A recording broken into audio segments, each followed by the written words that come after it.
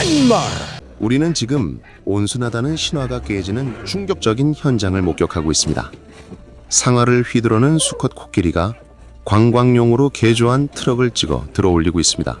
차량 안에 있던 사람들은 공포에 질려 비명을 지르죠.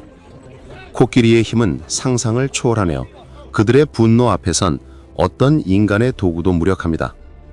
왜 이처럼 영리하고 사회적인 동물이 인간의 존재 자체를 위협하는 것일까요? 코끼리의 신체는 그들의 모든 행동에 절대적인 힘을 부여합니다.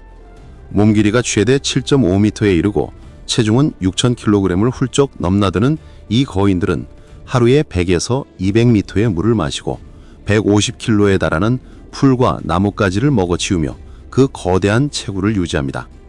그들의 코에는 뼈가 전혀 없지만 무려 5만 개에 달하는 근육이 복잡하게 얽혀 있어 미세한 나뭇잎부터 수백 킬로그램의 물건까지 들어올릴 수 있는 강력한 무기가 됩니다. 이 강력한 존재들이 인간 사회에 난입하는 일은 이제 드문 일이 아닙니다. 코끼리가 상가 거리에 들어와 사람들을 위협하고 상점을 부수는 장면은 야생과 문명의 경계가 무너졌음을 상징합니다. 또 다른 영상에서 우리는 서커스를 하던 두 코끼리가 공연 중 서로 싸우다가 관객석까지 피해를 주는 아찔한 순간을 봅니다.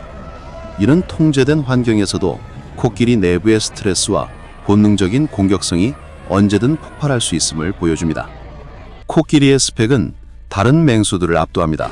초월해서 코끼리 무리가 다가오자 사자 무리가 도망가는 장면이 이를 증명합니다. 고음과 마찬가지로 육상 포유류 중 최상위 포식자인 사자조차도 코끼리 힘 앞에서는 감히 대적할 수 없습니다. 사람이 코끼리에게 밟히지 않으려고 필사적으로 도망치는 장면을 보십시오. 코끼리는 이처럼 느긋한 걸음으로도 순간 시속 40km까지 쉽게 낼 수 있습니다. 거대한 발로 사람을 밟으려 하지만 다행히 간발의 차이로 사람이 피해를 입지 않고 코끼리는 추격을 멈춥니다. 하지만 안타깝게도 다른 영상에서는 추격당하던 사람이 넘어져 코끼리에게 밟혀 다치는 장면이 포착됩니다. 이들은 단순한 위협이 아니라 인간에게 치명적인 위험을 가할 수 있는 존재입니다. 코끼리는 매우 영리하고 사회적 학습 능력이 뛰어납니다. 흥미롭게도 코끼리가 길을 점거하고 지나가는 차들을 위협하는 장면이 반복적으로 포착됩니다. 운전자들은 코끼리에게 먹을 것을 던져주고 그 틈을 이용해 코끼리가 자리를 비운 사이 황급히 피합니다. 코끼리는 이 패턴을 학습하고 길을 막음으로써 일종의 통행료를 징수하는 듯한 행동을 반복합니다. 이는 코끼리가 주변 환경과 인간의 행동을 얼마나 빨리 인지하고 그것을 자신의 이익을 위해 이용하는지 보여줍니다.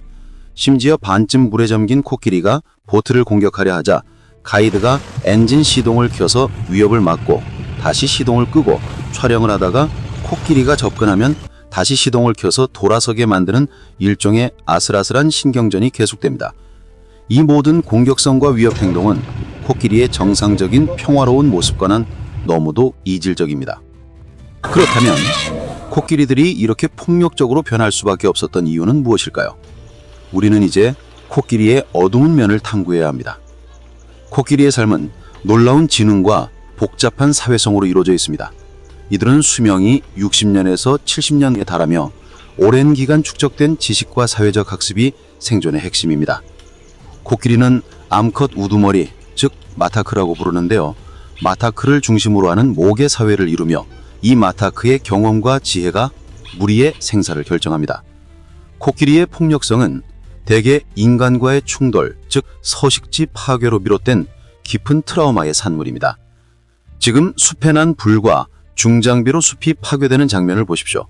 코끼리의 서식지인 숲이 파괴되면 그들의 이동 경로와 먹이 섭취가 불가능해지고 결국 인간 거주 지역으로 밀려들 수밖에 없습니다. 과거 밀렵 등으로 인해 경험 있는 마타크나 성체 수컷들이 제거되었을 때 남겨진 어린 코끼리들은 사회적 교육을 받지 못하고 자랐습니다. 특히 사춘기에 접어든 젊은 수컷들은 통제되지 않는 공격성을 표출하게 되는데 이는 이들이 무리 내의 성체 수컷들에게 받아야 할 사회화 과정이 끊겼기 때문입니다. 성체 수컷 코끼리에게 주기적으로 찾아오는 머스트 현상 역시 폭력적인 행동을 강화합니다. 머스트는 테스토스테론 수치가 최대 60배까지 폭증하는 시기로 이 기간 동안 수컷은 극도의 흥분과 공격성을 보입니다. 평상시에는 온순한 코끼리도 머스트 기간에는 통제 불가능한 파괴자로 변모하며 인간의 트럭을 공격하거나 도로를 점거하는 행동은 이 시기에 두드러집니다. 이제 모든 충돌과 분노의 원인을 이해한 후 코끼리의 일반적인 생활 영상을 보십시오. 마타크의 지도 아래 코끼리 무리가 평화롭게 풀을 뜯고 있습니다. 마타크는 코끼리들이 수십 킬로미터 떨어진 곳에서 발생하는 폭풍이나 다른 코끼리의 움직임을 팔로 감지하는 능력을 통해 이동 경로를 결정합니다. 이처럼 코끼리의 우세 감각 중 하나인 후각과 청각은 매우 뛰어나지만 땅의 진동을 감지하는 지진 감각 역시 무리의 생존에 결정적입니다. 코끼리 무리는 단순한 집합체가 아닙니다. 그들은 기쁨과 슬픔을 나누고 아픈 동료를 간호하며 심지어 죽은 동료의 뼈 앞에서 애도의 의식을 치르는 복잡한 감정 세계를 가진 한 사회적 집단입니다. 이 평화롭고 협력적인 생활이야말로 코끼리가 본래 지향하는 삶의 방식입니다. 결국 코끼리의 압도적인 폭력성은 그들이 본래 가지고 있던 특성이 아니었습니다. 그것은 인간의 파괴적인 행동으로 인해 그들의 오랜 사회적 질서가 무너지고 깊은 트라우마가 새겨지면서 발현된 절규였습니다.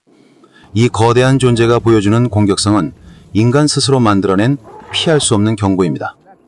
오늘 영상은 여기까지입니다. 유익하게 보셨다면 구독, 좋아요 부탁드리겠습니다. 큰 힘이 됩니다. 그럼 다음에 만나요.